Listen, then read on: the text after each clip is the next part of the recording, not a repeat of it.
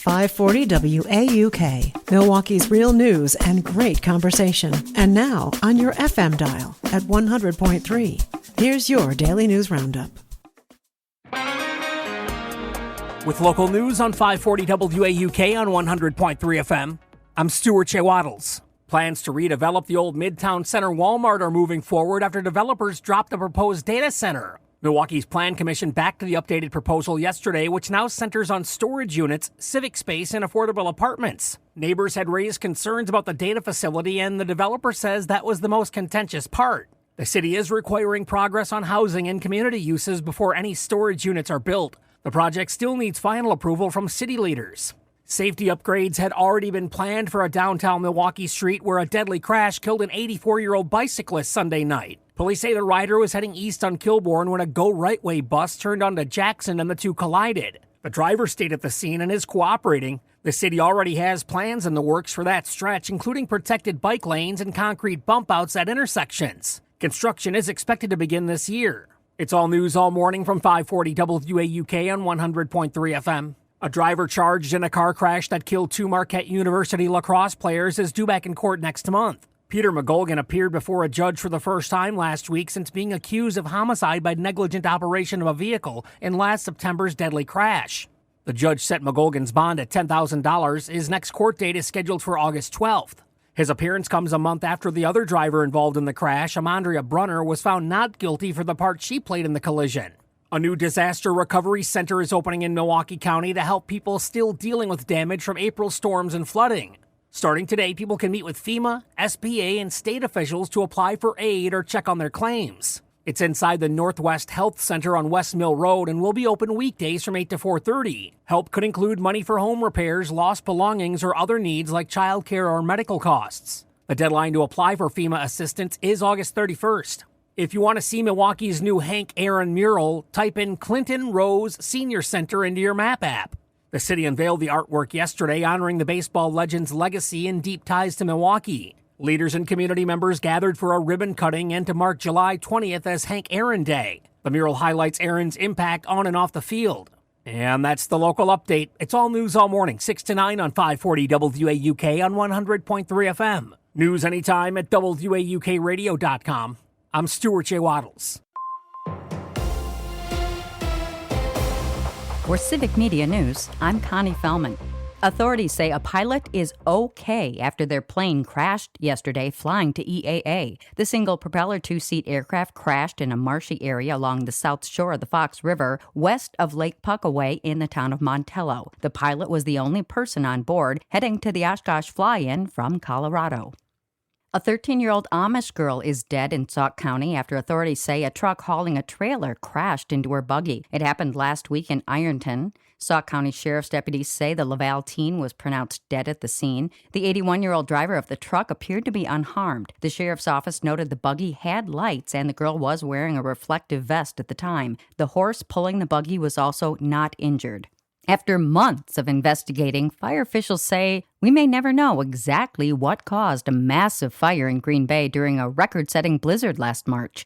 The Green Bay Area Metro Fire Department released an update yesterday on the Green Bay converting fire. They say the historic blizzard that dumped more than 2 feet of snow on the warehouse collapsed the roof, which certainly contributed to the blaze. Due to the extensive damage caused by the roof collapse and subsequent fire, investigators were unable to identify the specific ignition source, so the cause of the fire cannot be determined. High winds that came with the second-largest snowstorm in the city's history made battling the fire at the paper storage facility extremely difficult. It took emergency crews from nearly 20 agencies multiple days to get the fire completely under control. The Larson Road fire was the largest structure fire in Green Bay in nearly 30 years, destroying 320,000 square feet of company property.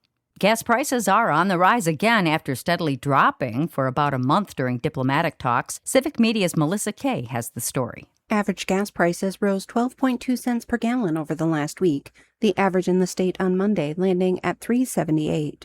This is 5.8 cents higher than a month ago and over 68 cents per gallon higher than this time last year.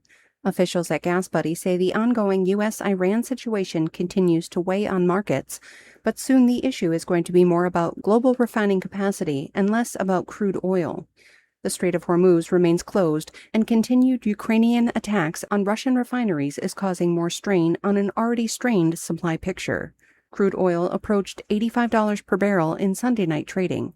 For Civic Media News, I'm Melissa Kay. Gas Buddy officials say price cycling markets are likely to see another jump in prices in the days ahead. Federal health officials are now saying the original source of a parasitic outbreak was a false positive. Civic Media's Melissa Kay explains.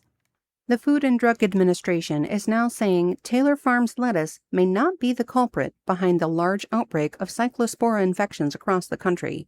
The FDA had previously announced that Taylor Farms lettuce from Mexico was tainted with the cyclospora parasite. The agency issued an update late Sunday saying the test result was a false positive. Their investigation into the large watery diarrhea outbreak is continuing. However, Taylor Farms continues to recall its shredded iceberg lettuce and salad kits that contain iceberg. According to Food Safety News, the recall includes Taylor Farms iceberg lettuce products distributed from June 29th through July 16th.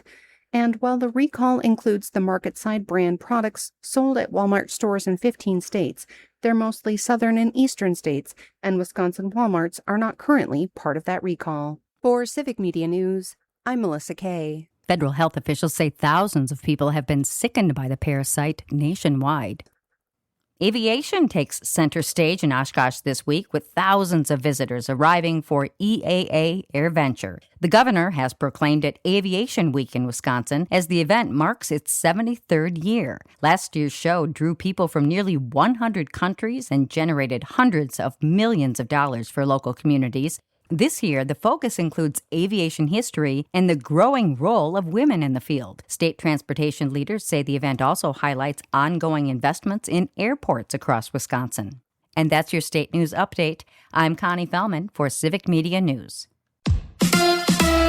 A home run for Coop. Hi, I'm Mike Clemens with sports, where the Brewers take on the Mets tonight. Brendan Sproat against the Mets lefty, Zach Thornton. The Crew beat the Mets 8-3 last night, thanks to home runs by Andrew Vaughn, Joey Ortiz, and rookie Cooper Pratt, who says he'll always remember he got it off a former teammate, Freddie Peralta. That's a cool one to get the first one off of for sure. I don't think I'll ever forget I hit my first one off of. I was there last year in spring training, and he was a pitcher, and I was a position player. I mean, he was super nice. So did a fan in the stands hold on to the baseball? No, it's in my locker. I thought I went in the bullpen. I was like, sweet, we got the ball. And then Shocker came up to me, hey, Coop, I need you to sign a bat real quick.